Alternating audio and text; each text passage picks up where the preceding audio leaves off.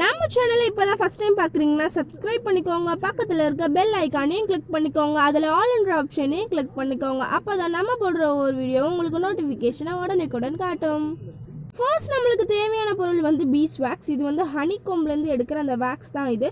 உங்களுக்கு கிடச்சிருச்சு அப்படின்னா நீங்கள் வந்து இதை மெல்ட் பண்ணி உங்களோட பாடி லோஷனாக நீங்கள் வந்து அதாவது மாய்ஸ்சரைசராக யூஸ் பண்ணிக்கலாம்.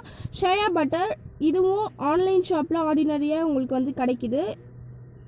இதையும் நீங்கள் மாய்ஸ்சரைசராக யூஸ் பண்ணிக்கலாம்.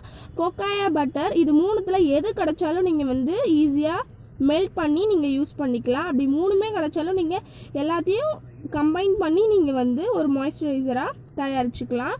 ஆலிவ் ஆயில் இது எல்லா கிச்சன் திங்ஸ் அதாவது சமைக்கிறதுக்கெலாம் நம்ம யூஸ் பண்ணுவோம். இதையும் நம்ம வந்து மாய்ஸ்சரைசராக யூஸ் பண்ணலாம். ஆலோவேரா ஜெல் உங்கள்கிட்ட ஃப்ரெஷ்ஷாக வீட்டிலே இருந்துச்சுன்னா அது கூட ஆட் பண்ணிக்கலாம், இல்லைனா நீங்கள் ஷாப்லேயும் வாங்கிக்கலாம். ஆல்மண்ட் ஆயில் அதாவது பாதாம் எண்ணெய் இதுவும் நீங்கள் வந்து ஆட் பண்ணிக்கலாம், ஆனால் இது ரிச் ப்ரைஸஸ்.